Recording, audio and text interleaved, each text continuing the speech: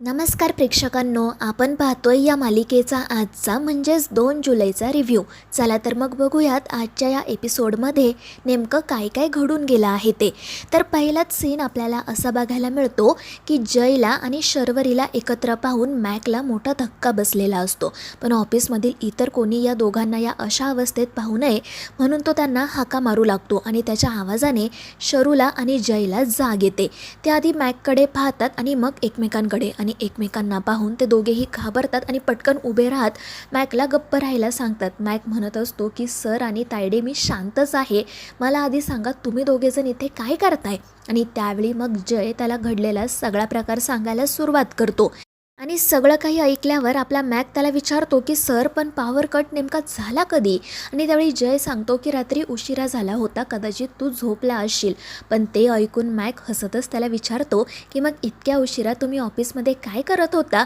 आणि तो आपल्या शरूला सुद्धा चिडवायला सुरुवात करतो आणि त्यामुळे शरू आणि जय मॅकवर ओरडतात आणि म्हणतात की तू जसा विचार करतोय तसं खरंच काही नाही आहे, आम्ही इथे कामासाठी थांबलो होतो आणि मग त्यानंतर लाईट्स गेल्यामुळे इथेच अडकलो. आणि मग त्यानंतर शरू पटकन तेथून निघून जाते. तर जय मॅकला समजावत म्हणतो की हे बघ, तू जे काही पाहिलेस ना ते प्लीज घरी कोणालाही काही कळू देऊ नको. आणि त्यावर मॅकही हसतच हो म्हणतो. आणि मग त्यानंतर जयसुद्धा फ्रेश होऊन त्याच्या कामाला सुरुवात करतो. त्यानंतर मग दुसरा सीन आपल्याला असा बघायला मिळतो की आकाश चक्क समायराला घेऊन ऑफिसमध्ये आलेला असतो आणि तिला पाहून सगळ्यांनाच आश्चर्य वाटतं. आणि मग आकाश त्याच्या टीमला सांगतो की आजपासून आपल्या टीममध्ये म्हणजेच HR डिपार्टमेंटमध्ये माझी बहीण समायरासुद्धा काम करणार आहे. आणि ते ऐकून सगळ्यांना आनंद होतो, सगळेजण तिचं मनापासून स्वागत करतात. परंतु शरूला मात्र थोडंसं आश्चर्य वाटत असतं आणि समायरा मुद्दाम तिलाच विचारते की काय गं शर्वरी, मला इथे पाहून तुला आश्चर्य वाटतंय का. आणि त्यावेळी शरू हसून म्हणते नाही, मला धक्का बसलाय. आणि हे ऐकून समायरा विचारते का, मी इथे काम करायला आली आहे म्हणून.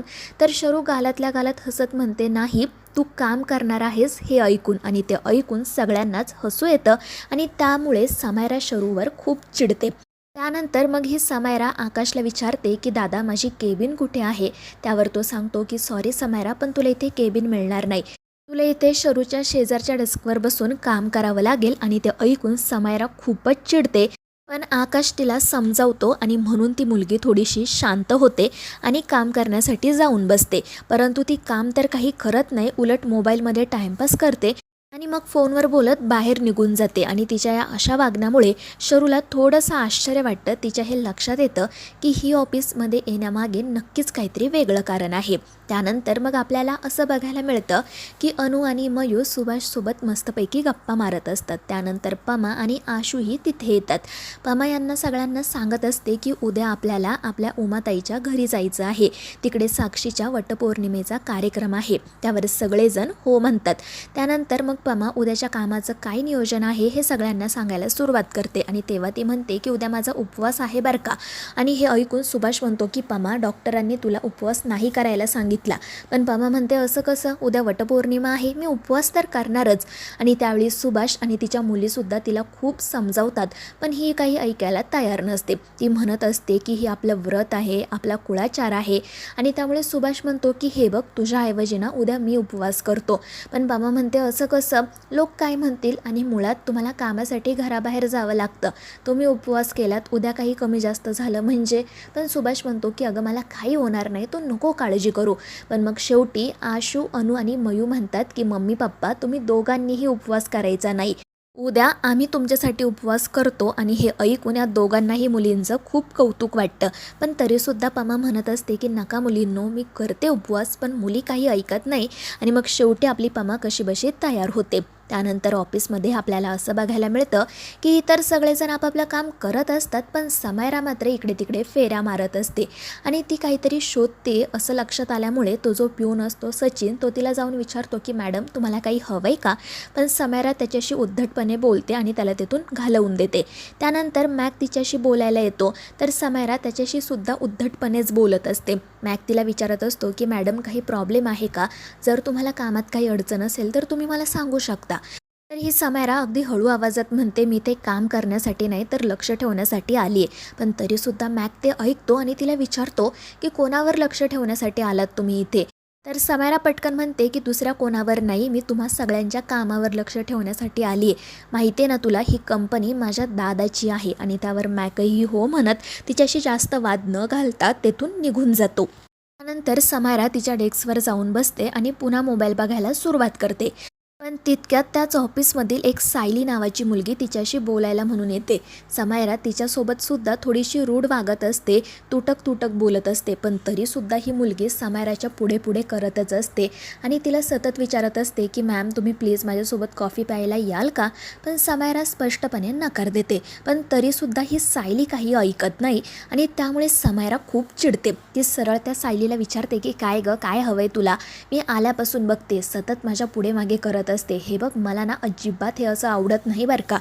आणि हे ऐकून ती मुलगी घाबरून समायराची माफी मागते. समायरा तिला धमकावत म्हणते की हे बघ, तू कुठून येतेस, काय करतेस मला व्यवस्थित माहिती आहे. आणि जर तू पुन्हा मला त्रास द्यायचा प्रयत्न केलास ना तर मी सगळ्यांना सांगेल की तू मुंबईमधील स्लम एरियात राहते. आणि हे ऐकून ती सायली घाबरून म्हणते नाही नाही मॅम, प्लीज असं करू नका. हे बघा, मला ना या नोकरीची खूप गरज आहे. माझे वडील घरी आजारी असतात, त्यांच्यासाठी मला पैसे हवे आहेत. आणि मला असं वाटतं की जर मी चांगली राहिले, नीटनेटके कपडे घातले तर लोक माझ्यावर इम्प्रेस होतील, माझ्यासाठी पैसे खर्च करतील आणि म्हणून मी अशी राहते, बाकी काही नाही. आणि ते ऐकून समायरा वैतागून म्हणते की हे बघ, हे सगळं ना मला अजिबात सांगायचं नाही आणि यापुढे मला त्रासही द्यायचा नाही. पण जर तुला तुझी नोकरी टिकवायची असेल ना तर मी जे सांगेल ते मात्र ऐकावं लागेल बरं का. आणि त्यावर ती मुलगीसुद्धा हो म्हणते आणि गुपचूप तिच्या कामासाठी निघून जाते. तर समायरा थोडीशी रागातच तिच्याकडे पाहत असते. त्यानंतर आपल्याला असं बघायला मिळतं की शरू आणि जय त्या ठिकाणी येतात. शरू एका प्रोजेक्ट संदर्भात जयशी बोलत असते आणि त्यावेळी त्या दोघांना एकत्र पाहून समायरा रागातच मनाशी म्हणू लागते की आत्तापर्यंत मला असं वाटत होतं की ही शर्वरी माझी सगळ्यात मोठी शत्रू आहे, पण नाही, माझा सगळ्यात मोठा शत्रू तर हा जय आहे. त्या दिवशी मला वाटलं होतं की याच्या एका निर्णयामुळे आता माझं आणि गौतमचं लग्न होणार, पण या शर्वरीचं ऐकून याने भलताच निर्णय घेतला आणि माझं आयुष्य उद्ध्वस्त केलं. त्यामुळे आता मी याला काही सोडणार नाही. त्यानंतर मग रात्री आपल्याला असं बघायला मिळतं की जय त्याच्या रूममध्ये असतो. गौतम त्याच्याशी बोलायला जातो आणि तो जयचे पुन्हा एकदा आभार मानत म्हणू लागतो की दादा, फक्त माझ्यासाठी आणि आशूसाठी तू तुझा निर्णय बदललास, खरंच मला तुझा खूप अभिमान वाटतो. आणि त्यावेळी जय म्हणतो की गौतम, काय चाललंय तुझं, अजून किती वेळा माझे आभार मानणार आहे. आणि हे बघ, मी तुझा मोठा भाऊ आहे, माझ्या धाकट्या भावाच्या आनंदासाठी मी इतकं तर करूच शकतो ना. आणि ते ऐकून गौतमला त्याचं खूप कौतुक वाटतं. पण मग त्यानंतर हा गौतम मात्र जयला चिडवायलाच सुरुवात करतो. त्याला म्हणू लागतो की दादा, मला माहिती आहे तू शर्वरीचं बोलणं ऐकलं, तिने तुला समजावलं आणि म्हणूनच तू फायनली लग्नासाठी तयार झालास ना. आणि ते ऐकून जय म्हणतो की हे बघ, असं काही नाही आहे, मी माझा विचार केला आणि मग लग्नाला होकार दिला. त्या शर्वरीचा इथे कुठे संबंध येतो. पण गौतम म्हणतो की दादा, खोटं बोलू नको, मला माहिती आहे ती तुझ्याशी बोलली आणि म्हणूनच तू हा निर्णय घेतला. आणि मग तो उगाचच जयला शर्वरीवरून चिडवायला सुरुवात करतो आणि त्यामुळे जय त्याच्या मागेच लागतो. त्यावेळी या दोन्ही भावांचं हे सगळं बोलणं, त्यांची दंगामस्ती ती तेजस्विनी दाराआडून ऐकत असते आणि शर्वरीचं नाव ऐकून ती खूपच चिडते. त्यानंतर मग दुसरा दिवस उजाडतो. साक्षीची पहिली वटपौर्णिमा असते, त्यामुळे घरातील सगळेजण तिच्या घरी एकत्र आलेले असतात. सगळेजण खूप आनंदात असतात आणि मग त्यानंतर पूजेला सुरुवात होणारच असते. म्हणून जय बाजूला जाऊन थांबायचं ठरवतो. पण आजी म्हणते की जय, कुठे चाललायस तू. तर जय म्हणतो की हे बघ आजी, मला ना या सगळ्या गोष्टी अजिबात आवडत नाहीत. पण आजी म्हणते की जय बाळा, हे असं नाही आहे रे, ही आपली परंपरा आहे, संस्कृती आहे. आणि मग ती उमाताईंना जयला सत्यवान सावित्रीची गोष्ट सांगायचा आग्रह करते.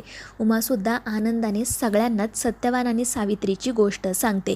सगळेजण बारकाईने कान देऊन ती गोष्ट ऐकतात आणि मग शेवटी आजी जयला म्हणते की जय, तुला मुलींचा खूप राग येतो, तुला त्यांच्या अनेक गोष्टी आवडत नाहीत, हे माहिती आहे मला. पण हे बघ, एक स्त्री ना मनात आलं तर वाटेल ते करू शकते.